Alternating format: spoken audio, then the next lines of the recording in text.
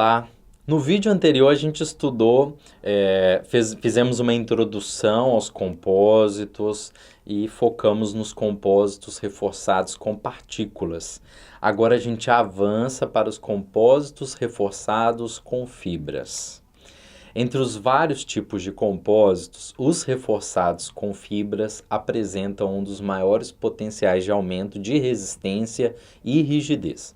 Isso acontece porque as fibras podem suportar grande parte da carga aplicada, especialmente quando estão ali, alinhadas na direção do esforço.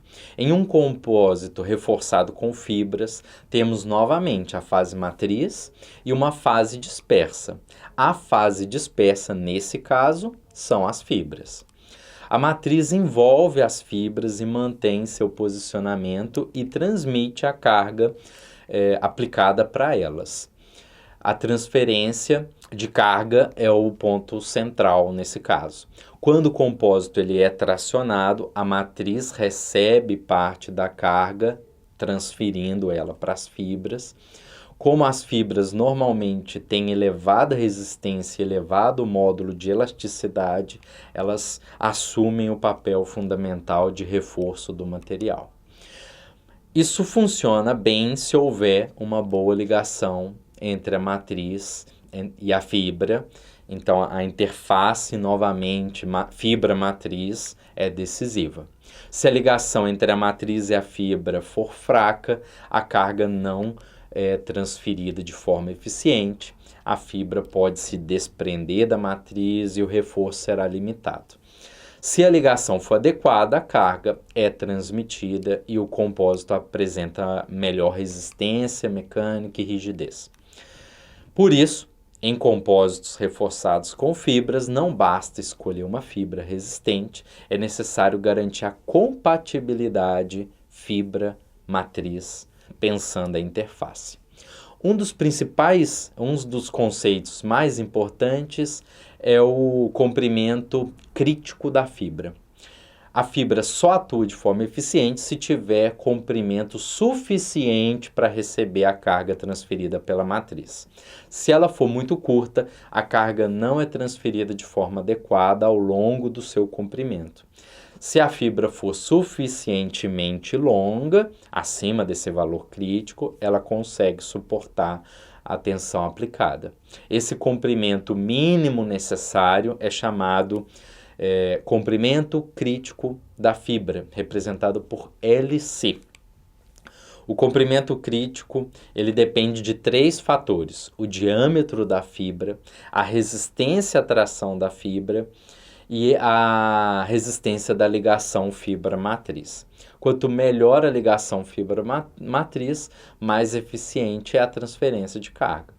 Com base no comprimento, podemos falar em fibras contínuas ou fibras descontínuas.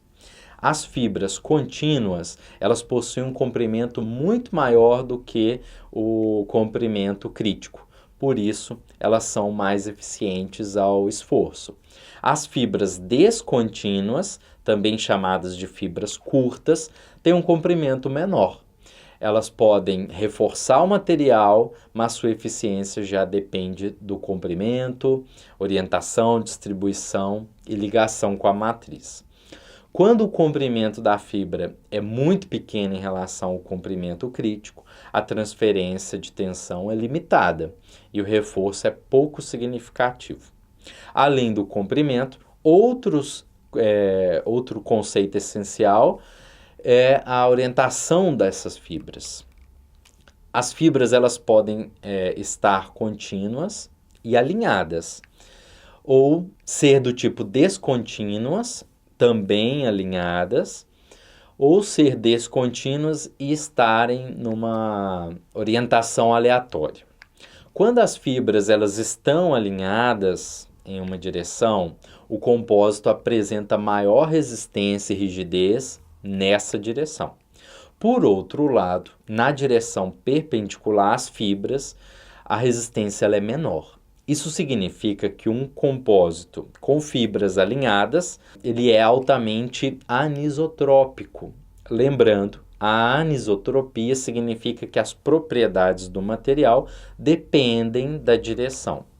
Um compósito com fibras contínuas alinhadas pode ser muito resistente na direção da fibra, mas menos resistente na direção perpendicular. Por isso mesmo, ao projetar uma peça com um compósito reforçado com fibras, é necessário conhecer a direção dos esforços principais que aquela peça vai sofrer. Outro fator importante é a concentração das fibras, geralmente expressa pela fração volumétrica de fibras. Em geral, aumentar a fração volumétrica de fibras aumenta a rigidez e a resistência do compósito, mas isso tem um limite. Se houver fibra demais, a matriz pode não conseguir envolver adequadamente as fibras, podem surgir vazios, defeitos, má impregnação em regiões frágeis. Assim, não basta sair aumentando a quantidade de fibra, é preciso garantir uma boa distribuição, impregnação e ligação matriz e fibra. Em compósitos com fibras contínuas e alinhadas, a regra das misturas é frequentemente usada também para estimar propriedades na direção longitudinal. Na direção das fibras, o módulo do compósito depende do módulo da matriz, do módulo da própria fibra e das frações volumétricas de cada fase. Como as fibras geralmente têm um módulo muito maior que a matriz, aumentar a fração, você aumenta a rigidez, né, longitudinal. Mas na transversal, como eu já expliquei antes, o comportamento pode ser menos eficiente. A fase fibra, ela deve apresentar alta resistência, alto módulo de elasticidade e, em muitos casos, baixa massa específica se você quer um produto mais leve, né? As fibras mais comuns, elas incluem fibras de vidro, de carbono, de aramida. A fibra de vidro, por exemplo, são bastante usadas porque apresentam boa resistência e o custo é relativamente menor. As de carbono oferecem alta rigidez, alta resistência e baixa densidade, mas o custo bem mais elevado. As fibras de aramida apresentam boa resistência específica e alta tenacidade, sendo usadas em aplicações que exigem resistência ao impacto. A fase matriz também é fundamental.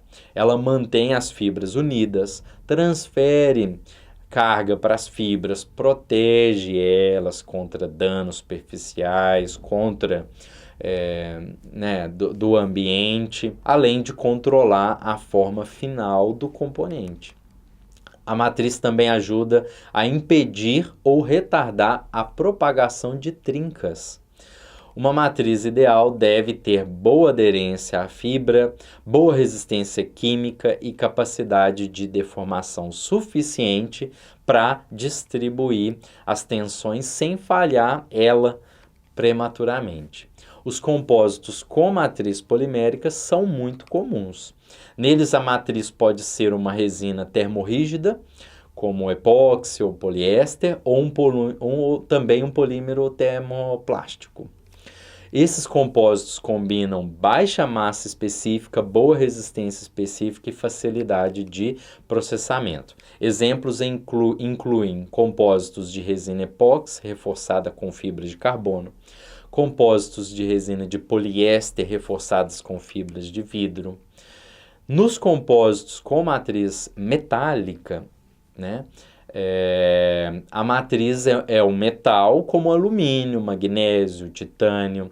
Esses materiais são usados quando se deseja maior resistência em temperatura elevada, maior rigidez, melhor resistência ao desgaste ou melhor estabilidade dimensional do que aquelas obtidas apenas com os materiais isolados.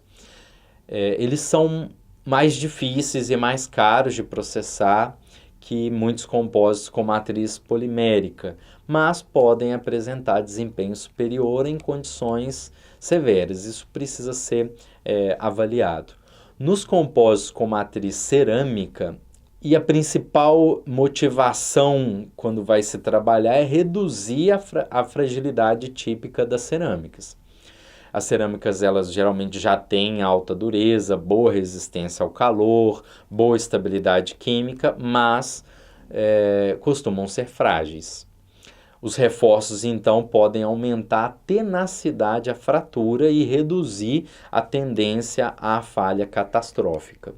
Os compósitos, por exemplo, carbono-carbono, eles possuem fibras de carbono em uma matriz também de carbono. É um exemplo de compósito. Eles são importantes para aplicações em altas temperaturas, como componentes aeroespaciais, sistemas de frenagem e escudos térmicos. Apresentam baixa densidade, boa resistência em altas temperaturas e boa resistência ao choque. A principal limitação é a tendência à oxidação em temperaturas elevadas, além do custo alto de processamento. Nós temos também os compósitos híbridos, né? Combinam 2 ou mais tipos de fibras em uma mesma matriz. Por exemplo, a gente pode combinar as fibras de carbono com fibras de vidro. E falando um pouco sobre elas, a fibra de carbono oferece alta rigidez e baixa densidade, mas tem um custo elevado. A fibra de vidro é mais barata, porém menos rígida. Ao combinar as duas, é possível buscar um equilíbrio entre desempenho e custo, né? Então, é feita essa estratégia para baratear. Agora, vamos falar brevemente do processamento de compósitos reforçados com fibras. O processamento, ele precisa garantir a posição correta das fibras, boa impregnação pela matriz, controle da orientação e a ausência ali de defeitos. A pultrusão é usada para fabricar perfis contínuos. As fibras são impregnadas com resina e puxadas através de uma matriz com a forma desejada. Depois ocorre a cura ou a solidificação. Esse processo é usado para produzir barras, vigas, tubos, perfis com seção constantes. Os pré-pegs são fibras previamente impregnadas com resina. Eles permitem maior controle da quantidade de matriz, da orientação das fibras e da qualidade do laminado final. São muito usados em aplicações de alto desempenho, como estruturas aeronáuticas e componentes técnicos. O enrolamento filamentar ele já é usado para fabricar estruturas ocas, como tubos, vasos de pressão e reservatórios. Fios ou mechas impregnados com resina são enrolados sobre um mandril, seguindo ângulos definidos. Depois ocorre a cura. Esse processo permite controlar a orientação das fibras de acordo com os esforços esperados na peça. Depois o mandril ele é retirado e fica a parte oca que eu havia comentado. Pois bem, nesse vídeo nós estudamos os compósitos reforçados por fibras. Até a próxima.